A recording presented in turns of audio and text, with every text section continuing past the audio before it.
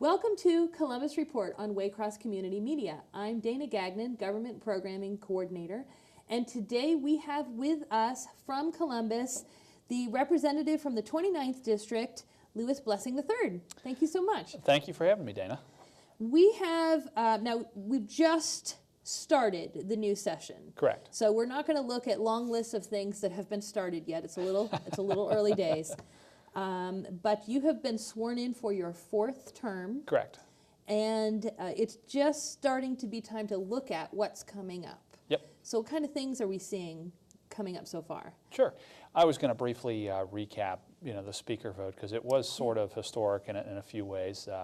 And regarding my 4th term, it's actually my 4th and final term as the term limits kick in. It's funny, when I had started, the first speaker that I was under was William G. Batchelder from Medina County, long-term legislator and absolutely tremendous gentleman, referred to it as term limits, that is, as reaching that point of statutory senility, which I always thought was kind of amusing. So we'll get that out of the way. But we did elect a new speaker, and this was the first time that it was a really sort of contentious race. And on top of that, it was sort of, at least from Ohio's perspective, a relatively historic moment in that we had 34 Republicans vote for one candidate for speaker, 26 Republicans voted for the other guy for speaker, and who do you think won? Ooh, it sounds like you're going to trick us with... That's correct. Yeah. It was the guy, now Speaker Larry Householder, won with fewer Republicans than the other speaker candidate. However, he did lock up a vast majority of the Democrat representatives, which we've not seen that done, or at least it hasn't been done in recent memory. Okay. So there you have it. The Democrats played kingmaker with this, and I certainly look forward to working with Speaker Householder going forward.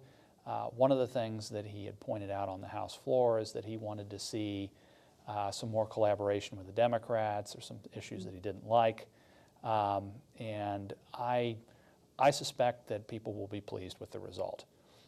So for the viewers, the new leadership team here, starting from the top, Speaker Pro Temp, you have Representative Butler, Jim Butler from, I think it's the 41st District, but it's just outside of Dayton, the Dayton suburbs.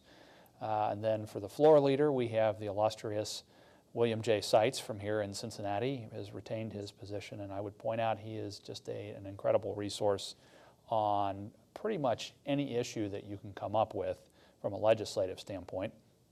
We then have Anthony DeVitas as the assistant majority floor leader, and he is also termed out with me. He came in at the same time.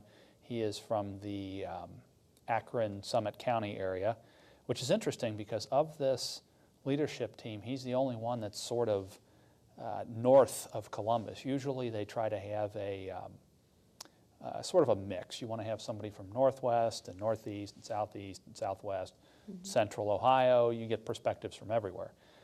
In this case, there is, I would say, just looking at it, a distinct bias, not in a bad way, towards Southern Ohio. And then you have Representative Jay Edwards, a younger guy representing Athens County and some other, I think he has Meigs, a few other counties in Southeast Ohio, and then Representative Laura Lanise from Columbus, southern part of Franklin County. And then, of course, Speaker Batchelder, or excuse me, Speaker Householder, getting my speakers confused here, and he is from Perry County, which is little south and east of Franklin County. So that is our new leadership team. And for those that were watching our inauguration day early in January, when Speaker Householder took the gavel, he had 3 priorities for this General Assembly. The first priority was energy policy. Second priority was K through 12 education. And the third priority was criminal sentencing reform. And we can delve into those here in a moment. I'm trying to think. There are obviously other issues that we will take on here in the General Assembly, but I think those are the key issues for now. And it's as we see new leadership come in, it's interesting to see how both sides react to that, and both sides of the aisle, and hopefully this means a change in who is comfortable interacting with whom, and maybe new things can be done Yes. that weren't achievable before, which is always the goal, right? That's right. Interestingly enough, we, as of this Wednesday, adopted new rules for the House, some of which are truly novel, have never been done before. Well, again, I should say to my knowledge in the General Assembly. So one thing that is notable is that there will be no more tabling motions in the, now this is in committee. I don't know if that's the case on the House floor anymore. Okay. And for the viewers, what a tabling motion is where somebody moves to amend, excuse me, and if the chair calls or somebody else calls, for example, move to amend, they can move to table. They call that, the chair can call the roll, and the key here is if you get a majority of votes for the tabling motion, you're not going to be voting on the amendment, and it is as if the motion to amend never occurred. And the Democrats felt that that was a bit unfair. They wanted to be on record for their amendments and be able to go back to their constituents and say, see, this is what we've been trying to work on. Mm-hmm. And I think it's a fair change to have.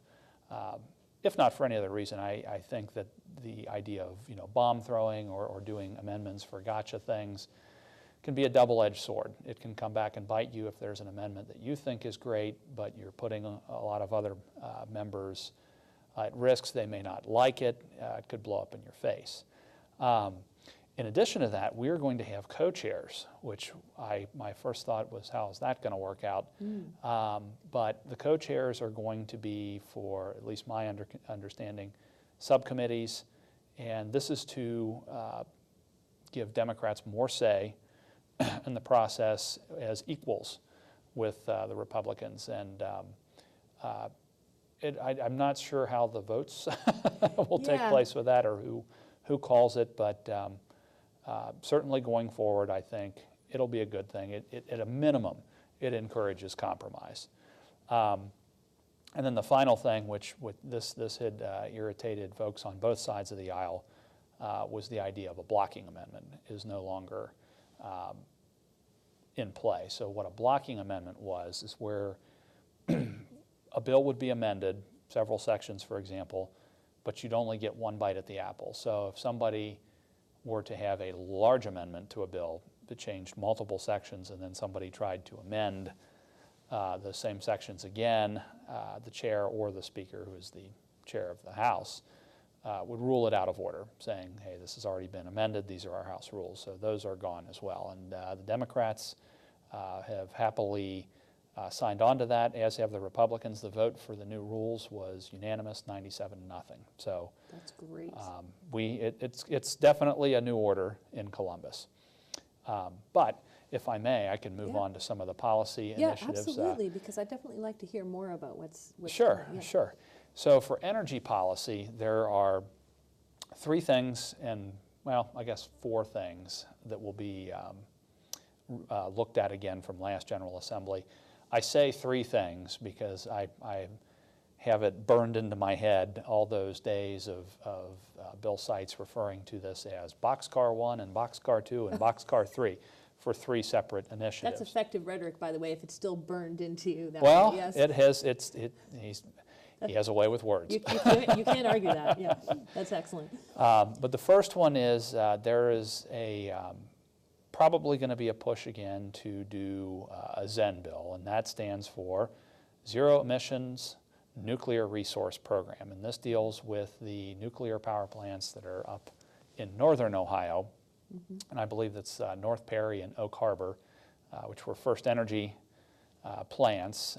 Now, First Energy was trying to spin them off, mainly because If you look back 20 years ago, we had Senate Bill 3, which separated generation with distribution, Yep. and generation became competitive. Well, when things become competitive, consumers win, but as far as utilities and other folks that are Yep. in charge of the generating side are like, oh, our profits aren't what they used to be. Unfortunately, you get into sort of a complicated issue here in that this means a lot of jobs for these nuclear power plants. There's talk of shutting them down. The legislation, which the number escapes me, from last General Assembly sought to subsidize that and keep it going for a couple of reasons. One was that it was a jobs issue for these localities where that was the only, big business there, and it, of course, helped with a lot of secondary and tertiary businesses nearby. Community really depended on it. And the second issue was that nuclear is zero emission. And that has been sort of a key thing for environmental groups. But again, you have the difficulty of essentially doing a bailout is what it's been termed as. So it should come as no surprise that none of those bills had, I don't think they got even a vote in committee. So they both, I think it was one in the House, one in the Senate, they had both stalled. I suspect, though, that issue is not going to go away. These sorts of things never do, so I would imagine that it'll come up at some point. Where we are on that with several new members, I want to say we have at least 20 new members on the Republican side, handful on the Democrat side too, so maybe things change. Maybe they'll have a different attitude towards it, but we shall see. So that would be Boxcar 1, I think. Okay.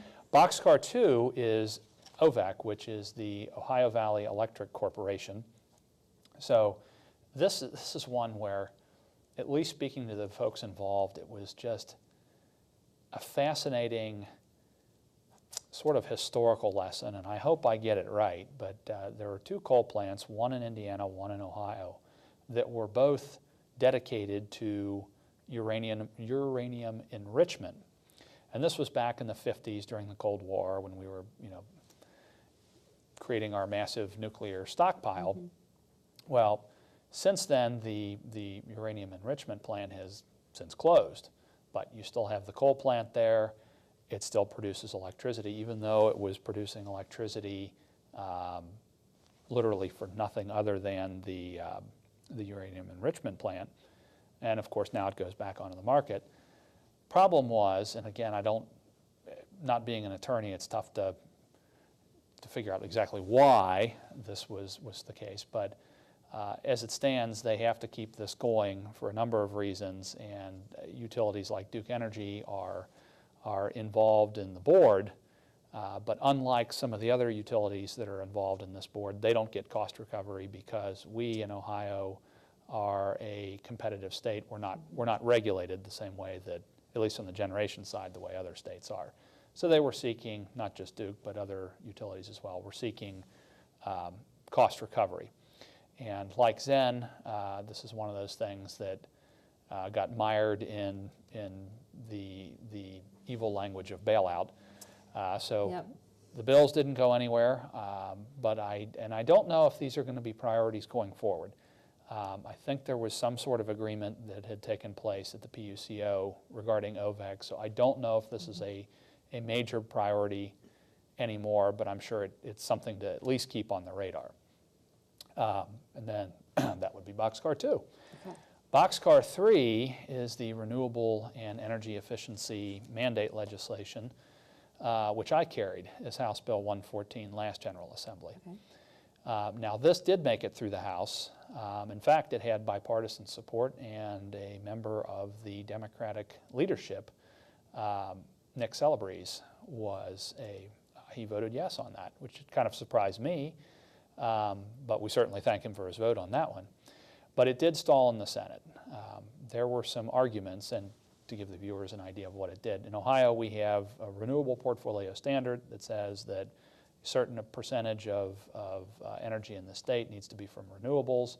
This was from Senate Bill 221 back in the 128th General Assembly, I believe. So this would have been 2008. And it ratchets up through 2027 now because we had a delay due to Senate Bill 310 a couple General Assemblies ago, or a freeze as it was called at the time. So it will eventually reach 12.5%. We also have the energy efficiency standards, and those ratchet up in a similar fashion. What House Bill 114 did, and what I suspect legislation going forward will probably do as well, but maybe not to the same extent as 114. 114 said, okay, we're removing the mandate for the renewables, so that ratcheting up to 12.5%, that's gone. It would be, that's not to say that you couldn't use renewable energy in the mix. The difference here is that it's sort of a market-based reform that says, okay, whatever your cheapest energy is, that's what's going to get you the most profit, and that's probably where we're going to go. As we speak, I think that is currently natural gas, and don't quote me on that, but I think that's where we're at. And then as far as the energy efficiency mandates, those weren't completely eliminated, but they were shaved off by, I think, 6%. I think it was 22% by 2027, and it went to 16% in the bill. Now, in the Senate, they ran into some trouble with it. There were quite a few senators that didn't want to touch that. There were some other senators, even some people in the House, that wanted to change the wind setbacks, which I will get to in a moment. I guess we'll call this Boxcar 4. Okay, I'm keeping track. Yes.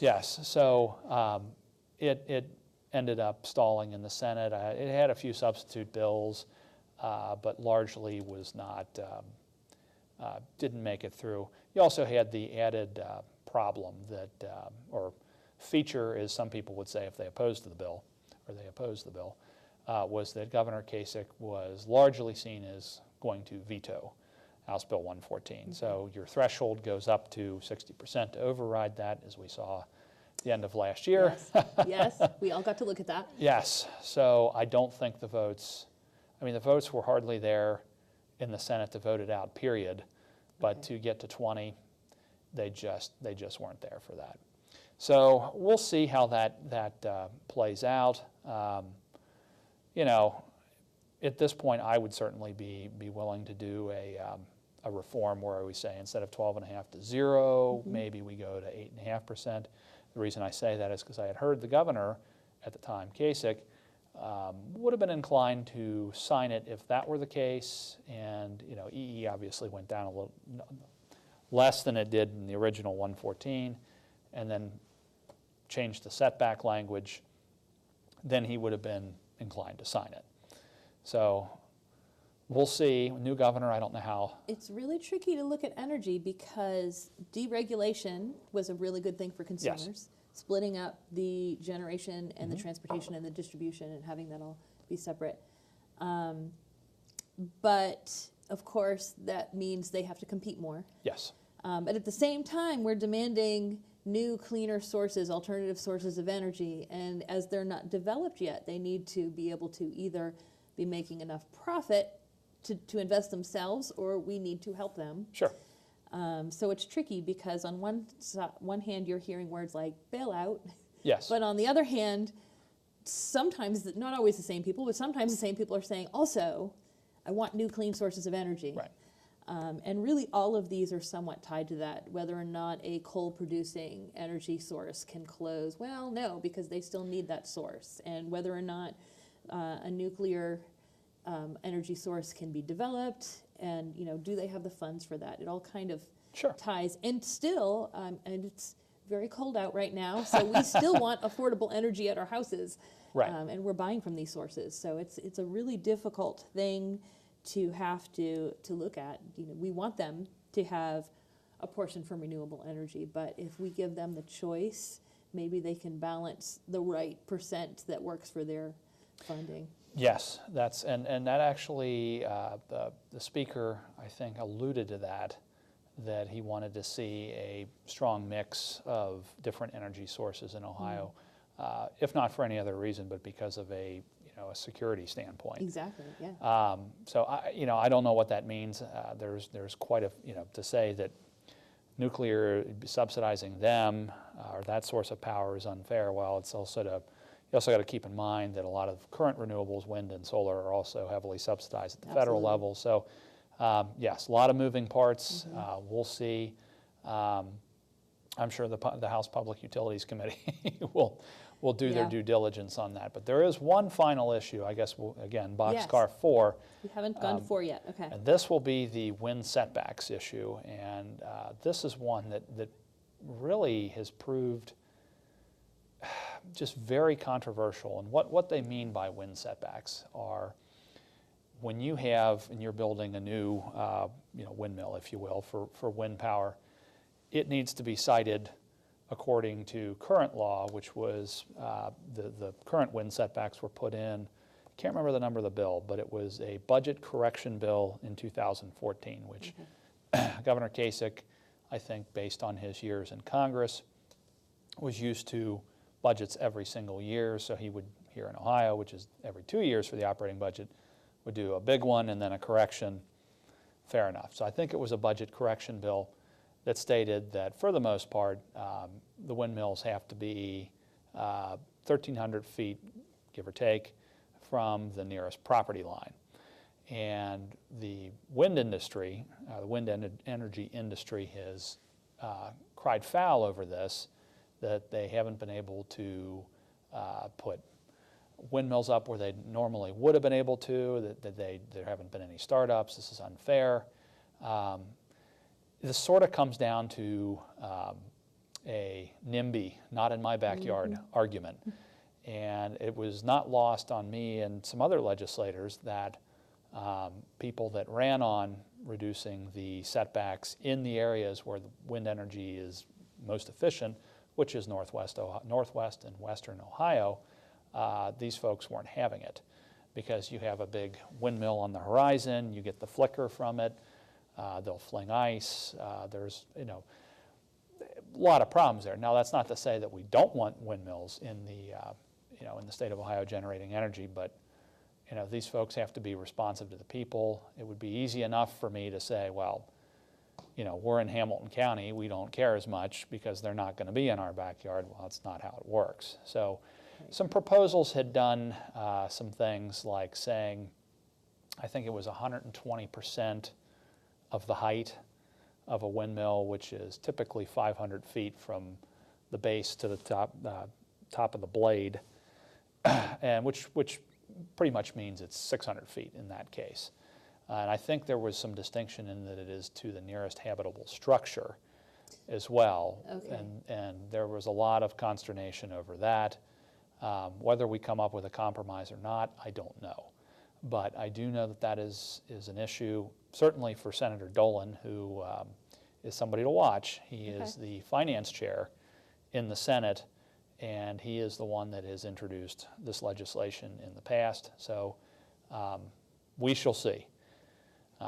But again, I don't know where that's going to go, or even if that's a priority for current leadership, but I do think that it's going to be something that's going to pop up this General Assembly. Well, and I think if energy is a topic that we really need to look at in Ohio right now, and having multiple sources of energy, they will have to look at this because it affects the development of wind. That's right. And that's one more on the list, nuclear and wind, and whether or not we're going to keep using coal and all of these other things. So, Sure.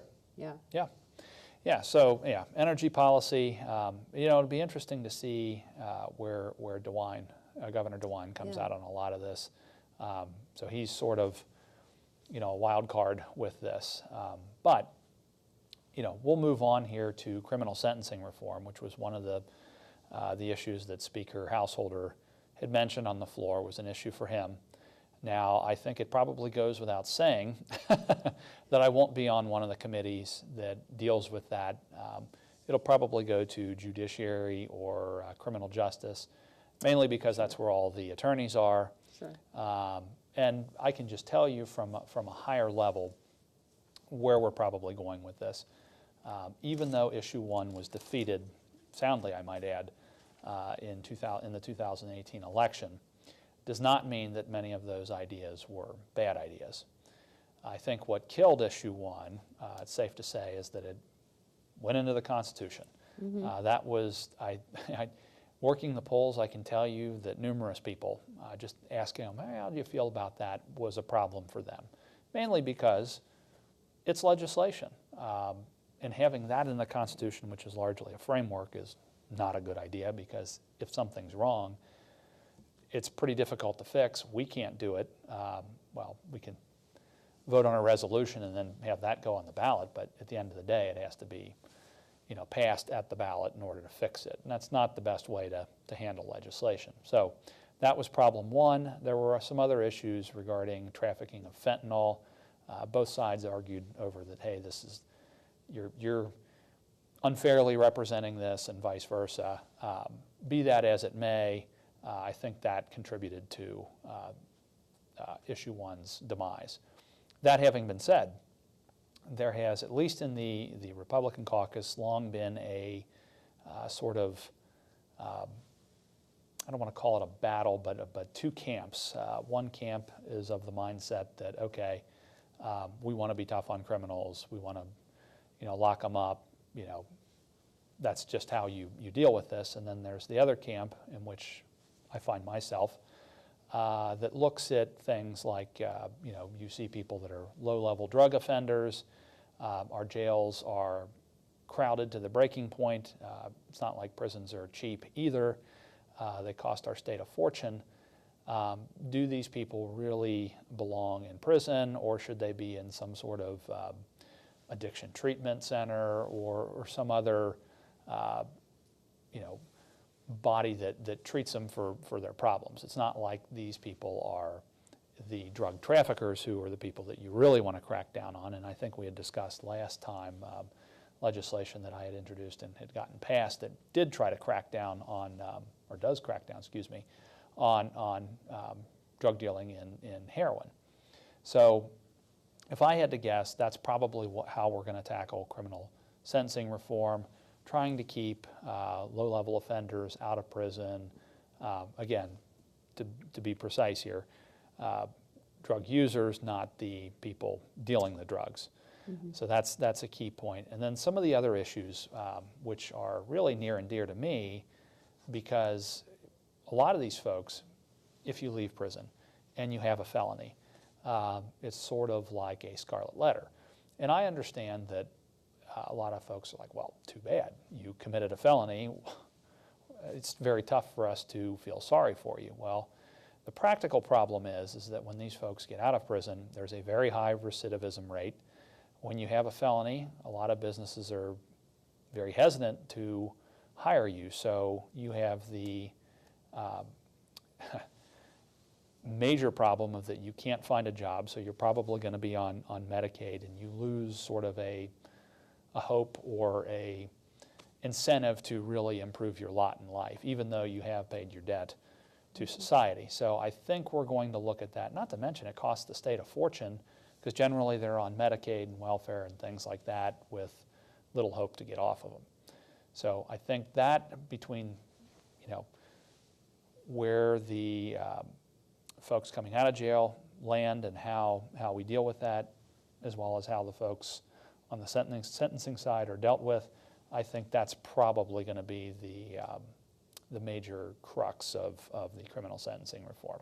I'm sure there's many more details in there that the lawyers will discuss, but I look forward to it, and I think it is the right thing to do, and I think it'll pass with broad bipartisan support. I see this conversation happening already in Columbus, and partly in response to the opioid epidemic, yes, and the fact that we need to respond to it, and partly in response to issue 1, where people said, I don't think this should be a constitutional amendment, which we talked about last time. Yep.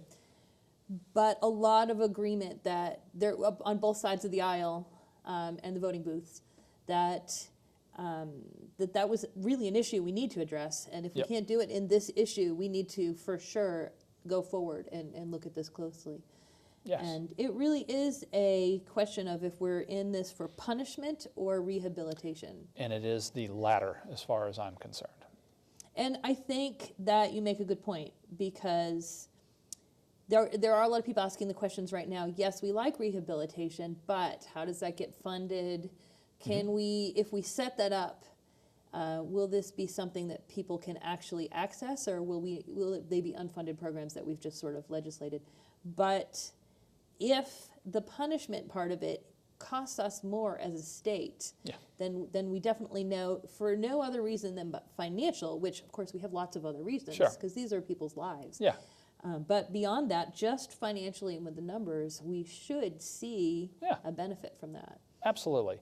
And to be clear, we're still going to be, it's not, I know from folks in the two camps that I outlined, from the first camp would try to say that we're being, soft on crime, and I totally reject that argument. I do think, and again, going after the major drug offenders and folks like that, penalties have been increasing, and that's right. You want to have that from the standpoint of it's smart to crack down on the supply chain. Makes it a lot easier to ensure that people don't get hooked on opiates or God knows what else when it's not even in the community. So that's the goal. We'll see how it plays out. Okay. Yeah, that's a conversation that I think we'll see a lot more of. Absolutely. And I'm looking forward to it. So we've covered the energy part Yep. of what he emphasized and the criminal sentencing part. Yep. And you said there was a third. The third part one to that. is K through 12 education, and this one is probably going to be the hardest of the three, just because it has been contentious for years and years and years and years. Now, knowing Speaker Householder, I think that it was going to focus on school funding first, which we'll talk about the budget here in a moment, but that just basing on his past experience as Speaker. So we'll get to that in a moment. Okay. The first thing that I've been hearing, at least from a lot of the superintendents around here, is this issue with report cards. And last General Assembly, Representative Duffy, now termed out, he had legislation introduced that sort of dealt with this, because he felt like it was the report card was confusing. A lot of districts, despite their best efforts, would get C's, D's, F's, and their argument is, well, that's fine, but it doesn't paint an accurate description of what we're doing. And when most people look at a report card and they see a C or D and an F, they're like, this isn't, we don't like this. And you're not talking about, I just want to be clear for viewers, the kids' report cards. You're talking about the state's school report districts. card for the school district. Correct, yes. Sorry, I should have pointed that which out. was probably obvious, but just to. Yes, sorry, yeah. So with that in mind, I think there'll be this General Assembly some look at reform for that. If not for any other reason, it just makes it difficult for school districts who already have a difficult enough time passing things at the at the ballot, dealing with parents. Again, having a true and accurate report card for the school districts, I think, is a very, very important thing, and not one that at first glance you can get a very bad impression for something that's not really bad to begin with. Now, I don't know who's going to be carrying that legislation or if it's going to start in the House or the Senate, but I'm pretty sure that it will be brought up this General Assembly. With regards to school funding reform, I think there will be, now, again, I don't know who's who for chairmanships and whatnot yet, but we have two different tracks, if you will, in the House. You have the K through 12 Subcommittee on Finance, of the Finance Committee, of course, and then you have the actual House Education Committee. So with regards to the school funding formula, it's going to be dealt with the Subcommittee on Finance. That, unless I would be stunned if this weren't the case, considering they've been working on it for the longest period of time, Representatives Cupp and Representative Patterson. And Bob Cupp, of course, from Lima, former Justice on the Ohio Supreme Court, and John Patterson from Ashtabula, former teacher. I think he actually has his PhD, if I'm not mistaken, in education at this point. Very Republican and Democrat, respectively. And they have been working on the school funding formula now for quite some time. Last General Assembly, they were chair and ranking member of the subcommittee. Now I believe it's probably going to be co-chairs for that, which is fine. Those guys have been working together for a while. But their goal at this point has been to come up with a more, not necessarily a lot more money, but from the standpoint of certainty. And the complaint has been that there's a lot of schools that have run up against the cap, other schools that have run up against the guarantee. What that means, the guarantee is if you just have not been able to raise enough money locally, that they bump you up to make sure that you're not falling too far behind. The same thing with the cap, such that if you're just you can't have tons and tons and tons more money each year. But see, the thing is, you might need that if your enrollment is growing. The flip side with the guarantee is if your enrollment is dropping, does it make sense to not have a guarantee? We'll see. What they're trying to do is give superintendents and treasurers some certainty so that they know that they're going to be, not having large swings in the amount of money that they're seeing from the state of Ohio. And I think that is a worthy goal to have.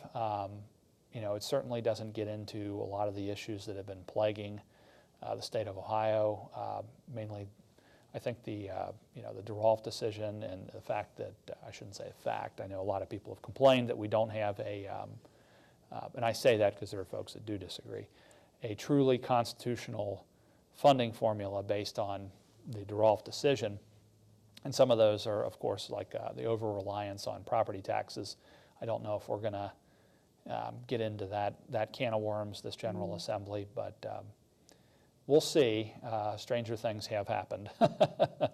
But that having been said, one thing to look at, in addition to changing the school funding formula to be more fair, equitable, and certain, if you will, revenue projections, which was one of the first things that I had asked early on when we found out who our new budget director was Christine Morrison. I asked, so you were with Kasich in the administration last General Assembly, so you were involved with the budget projections. What are they looking at or looking like? And she said they're looking actually pretty good, which I know a lot of people see the stock market at highs and immediately are like, wait a minute, aren't we due for a recession or something like that? Well, maybe, but the revenue projections have been looking good. So there might be more money to work with here as far as schools are concerned. Now, I say might because Speaker Householder, in his first tenure as Speaker it was 2001 to 2004, had actually tried to come up with a truly constitutional, as far as the folks who look at the DeRolf decision and complain of the current situation are concerned, agreed and thought this was a good approach. Now, his initiative did end up passing the House, but it was killed by the Senate and the governor at the time, which would have been Taft, and I don't know who the Senate president was, either Dick Finan from here in Cincinnati or Doug White out east in Claremont or Brown counties. But be that as it may, the fact that he actually tried can give you sort of a positive insight into where his mind may be regarding school funding this General that he's Assembly. thought about this, and this is a goal that he has. Yes. And we talked to at Waycross the local superintendents, and one of the things that they've talked about is, you might think, well, it's enough if they just have. You talk about certainty. It's enough if it comes and if they get the funding, but they need to look at long-term programs. They can't hire staff based on it might be different next time. They can't set programs into place that their district needs unless they know it's a regular amount that they have to work with. And that's a constant thing. So I can see how that would definitely affect. You could have 1 year's budget looked great, but without some kind of certainty, you're not going to see long-term improvement in a school unless they know they can continue that. So that's right. That is important. Oh yeah, lots of factors going into it. I know at least with Northwest Local School District and really Hamilton County in general, there's been a lot of complaints that we're getting older and grayer in this area, and with that comes a certain reluctance to vote for school levies, especially if you're on a fixed income. So it's and that again, that over-reliance on property taxes, that's where that comes in. You have a poor district in Southeast Ohio, for example, that could put whatever they want on the ballot, and it looks like they have terribly high rates, but you can't raise as much off very low property values. Whereas, for example, an Indian Hill school district might not be so difficult to raise the money there. So again, we will see, but it's going to be coming right around the corner here. So I was going to briefly outline how the budget process is going to take place. So what's interesting about this year, and I remember reading it way back when, and I thought, well, yeah, I guess that's going to hit me at some point. But since we have a new governor, things don't happen as quickly as they normally would, which makes sense. You've got a new governor coming in, they're going to take their time, they're going to need to hire new staff, which is actually, another sort of issue that we have had in the House. You get a new speaker, you're going to largely have new staff. You're going to have a lot of turnover, people, again, with new statewide jumping to other offices, so you lose a lot of institutional knowledge. That having been said, the budget will have to be out at least by March 15th. We do have to have, and when I say the budget, I mean the state operating budget, the main tamale there, does have to be signed by the governor by before July 1st, which we refer to as fiscal New Year's. But there are actually four different budgets in Ohio. We have the transportation budget, the main operating budget, the Industrial Commission, and the BWC budget. Although I would point out other than the main operating budget, the other three are fairly dry, boring budgets that pass with unanimous support and away you go. But with the state of the state on March 5th, I would think that we're going to come up with what is largely termed the Blue Book, which is a series of recommendations that the Office of Budget and Management, the administration's budget arm, makes regarding appropriations for state agencies. And then you also have a piece in there about tax expenditures that's prepared by the Ohio Department of Taxation. So that's the Blue Book. There's, interestingly enough, a red book and a green book that viewers can access when the time comes. I keep thinking one fish, two fish, red fish, blue fish. Dr. Seuss applies to everything. When you have a 2-year-old, it comes up a lot. That's true. It'll never go away, though. You'll always need that. Right. But the red book will be an analysis of the executive budget as introduced, and the green book will be the analysis of it when it's enacted. So all things to follow. But again, we're still waiting to see how this all plays out. We don't know who's even sitting on the House Finance Committee at this point. We do know that the chairman of the Senate Finance Committee is Senator Dolan. But again, without having the committees or anything to work with, it's kind of tough to do anything other than speculate at this point. Although I do think March 5th, we're going to know a lot more. The governor will largely unveil policy initiatives that he's looking at that event. And if I might put in a shameless plug for myself on this one, of course, I am certainly glad that this year, this General Assembly, that the State of the State is actually in Columbus, addressed to the General Assembly as opposed to the traveling roadshow that Governor Kasich did. Now, I understand going to different communities can have a big impact, but it's not easy for a lot of folks to get out there. And really, the State of the State is meant as an address to the General Assembly. So I'm glad to see Governor DeWine and leadership in the House and Senate, respectively, agreeing to do that again. So that will be coming up. And then I suspect we're gonna hit the ground running with. Usually we start with the transportation budget. I don't know what that's going to look like, but I think that'll probably, I hope, go pretty smoothly. Okay. There are some things that, actually there was one thing that I forgot to mention, the viewers that may come up, and the reason it struck me here as I was talking transportation. You've probably heard mention in the newspapers and whatnot about increasing the gas tax. Yes. I think that will be something that is going to be looked at this General Assembly, and I think there's going to be bipartisan support for something like that, especially considering that a lot of the construction trades have come out in favor of it. Me being a professional engineer, I hear from the society all the time that this is nice. We really do need some work here on our roads and bridges throughout Ohio. ODOT has said as much as well.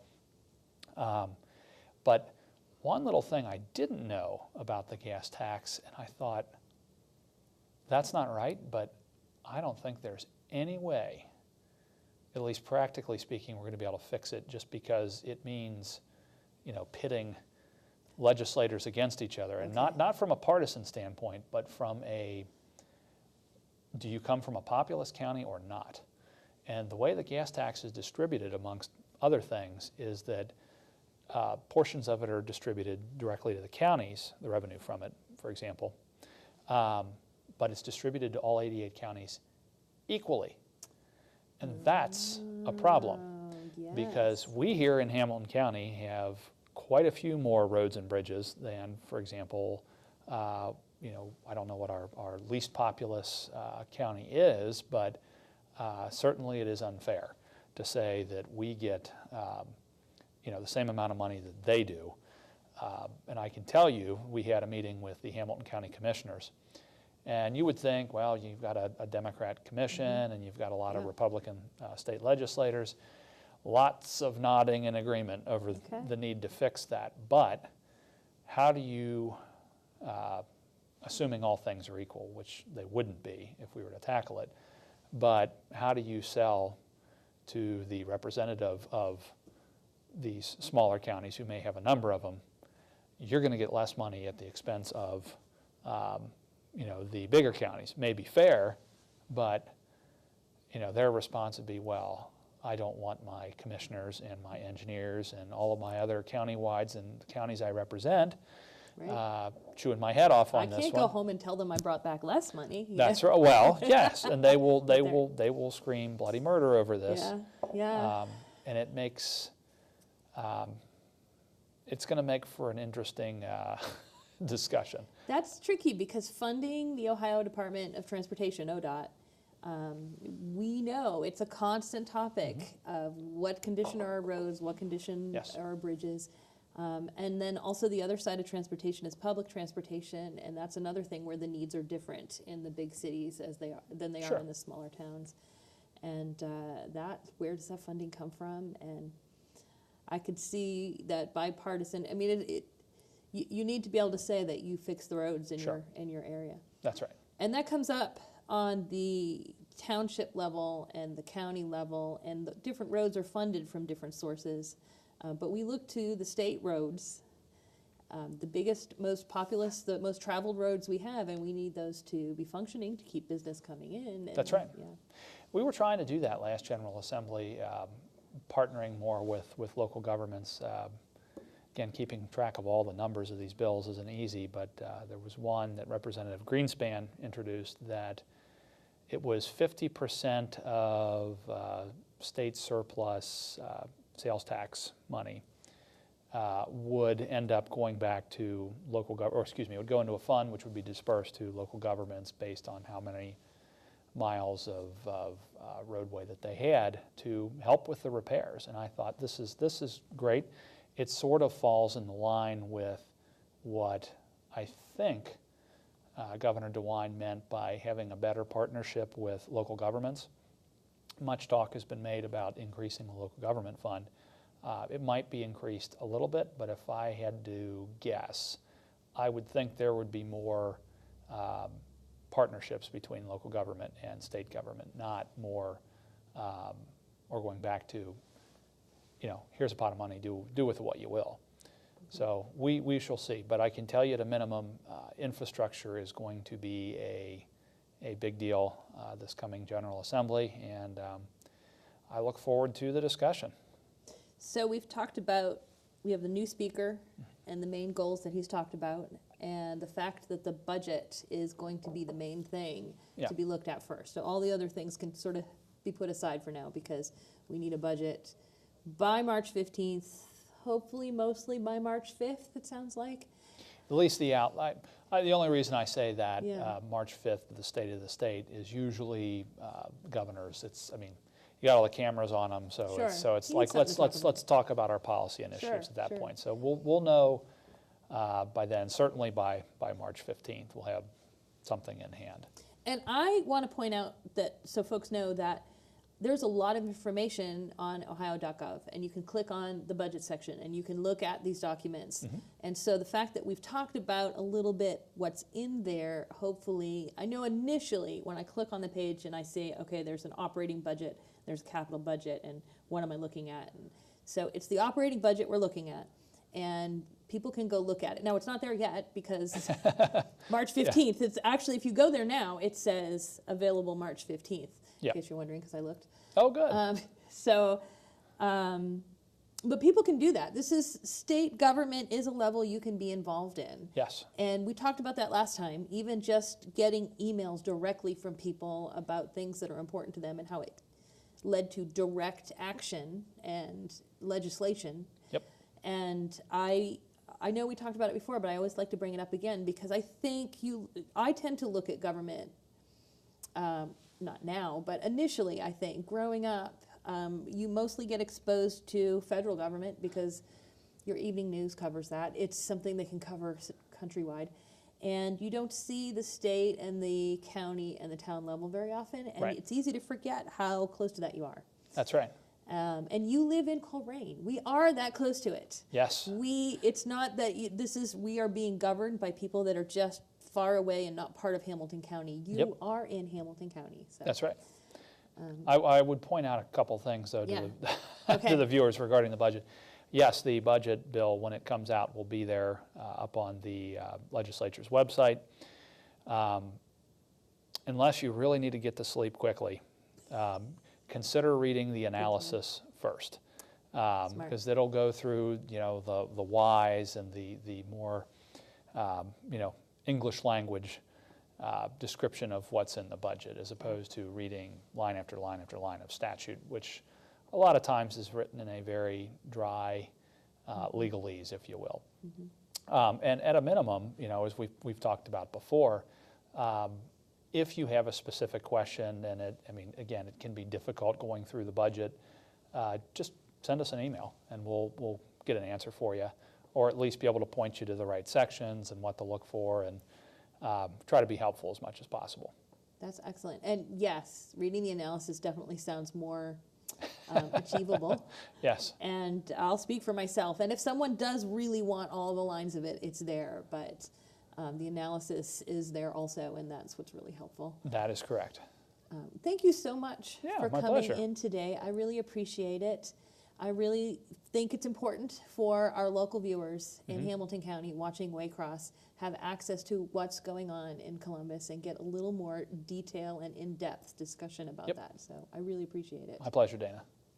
And thank you for watching Columbus Report on Waycross Community Media. That means you are staying informed on what's happening in your state. Tune in next time.